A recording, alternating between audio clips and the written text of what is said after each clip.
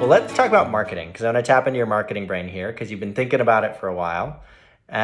So first off, how do you think about balancing kind of well, actually, let's take a step back. I'd love to know kind of general split, like how much, I know you said D2C is growing 500%, which is great, but like how big is that? Is it 10%, 20%, general ballparks, just so we have an awareness? Yeah.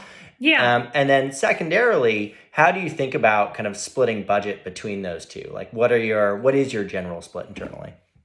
Yeah, definitely. Our D2C this year, it's about 20% of our total business, Yep. and that's 20% of a pretty sizable business. We're in over 3,000 retail stores, Yep. and launching in Boots tomorrow. Today's the 12th. Oh, wow. That's exciting. Yeah, What did you say you're doing? yeah. You're opening like 5 stores a day or something like that? Some insane number. For our first, would have been our first maybe 16 months. It was the equivalent of 5 stores a day. We were in 3,000 stores as of maybe like 14, 15 months in, which is bananas. This is wild. But It's kind of wild that you can do that it was in the consumer. opportunity. Like that's even an option is just insane to me. It's just not how, anyways, okay, keep going. But yeah, D2C, it's about 20%. That percent of business that is D2C is also growing significantly year over year. And that's because we believe, while not our, most sizable channel, it is our most important channel. That is what makes us different than L'Oreal, because that is our connection to our consumer. That is our ability to, own the relationship with them, to drive personalized messaging, to get to know them, their behavior, to bring them closer to our brand, and to communicate so much more than we can on a piece of product packaging or a retailer's website. Yep. So we obsess about D2C. That looks like, certainly, like it's a over and above investment in the experience, in how we launch products, in the marketing around it, but it's also just aligning all of our thinking so that as a team we're clear why we're prioritizing D2C. Yep. And even our retail partners, they know the value of it. They know that we launch products D2C first before they go into retail for a reason, and they support us on that. Yep. Because ultimately that is what lets us stay ahead, drive excitement. So what would you say, as a brand that is doing really well direct to consumer, what would you say are like the core elements for you of investment? Like what are the areas that you're investing in that you think are driving your success there? Yeah. First, I think it really is that team alignment on that it's a priority. That is the number one priority. And even, that goes to our retail team, that they're responsible for growing the retail business, but they're also all in on D2C being our flagship account, and, working with what that means.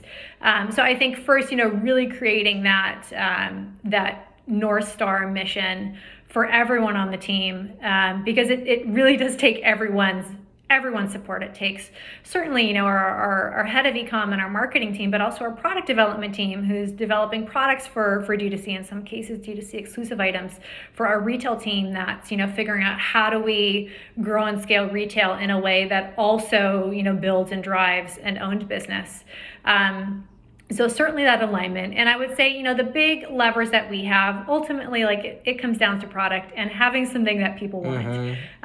Figuring out how to leverage both your existing products and your newness in a way that really drive the business, that create moments of excitement, that drive traffic, that drive replenishment business.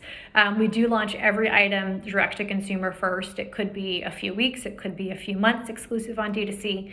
And we're also starting to do D2C exclusive items. And those are items that, we really believe in the solution, but it's not something that's appropriate to be in 3,000 stores.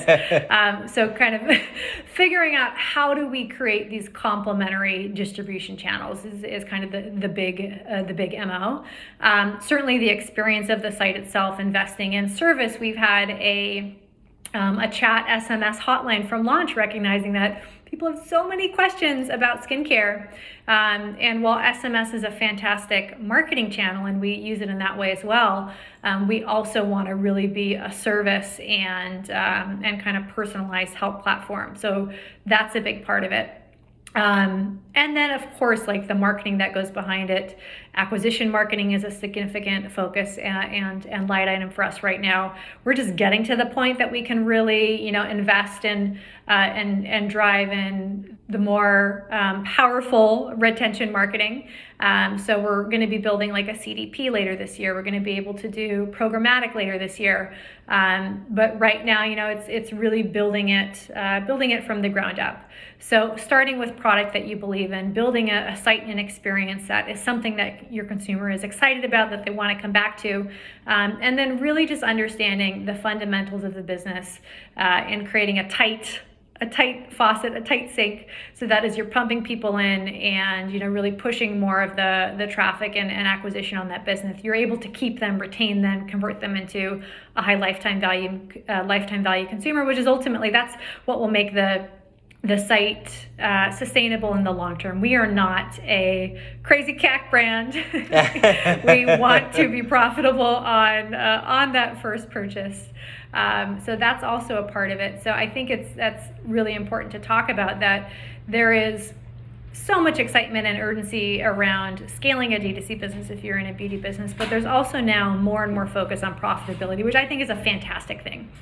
And we really look for strategies and the path forward that threads both of those, because ultimately, we're here to build something that is powerful and meaningful and dominant 20 years from now.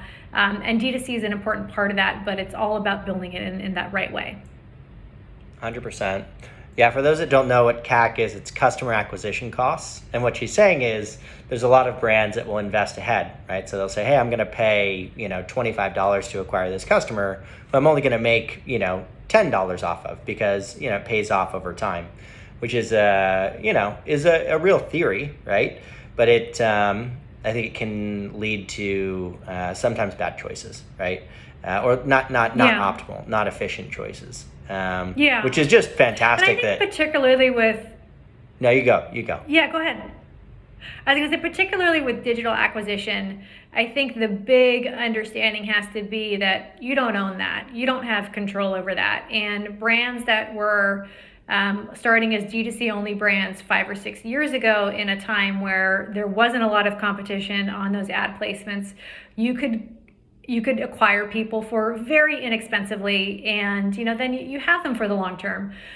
But the challenge that comes is more brands have raced into that without really having new inventory to create. There's a fixed amount of people that are online that are engaging with Facebook or Google. It's really driven up costs, and even in the last year, as we saw what was happening during COVID, there was a huge acquisition cost trough around mid-year, where everyone was spending a lot more time online. It became very inexpensive to acquire customers, so we leaned in hard, but we really kept an eye on those numbers. And a few months later, it looked very different. Everyone had shifted their strategies. They were ready to be doubling down on digital, and those costs went up significantly. So it does come back to, really having your head screwed on straight about what you're willing to spend for a customer, but also not building your business in a way that's beholden to, to these channels that you can't control, can't own. And that is a big part of the omni-channel strategy of retail meets D2C, that the number of people that are walking through those retail doors or are touched by those retail channels, it's enormous. And for us, I've always looked at that as revenue positive awareness, revenue positive advertising that ultimately makes it so much more efficient to reach people and bring them in.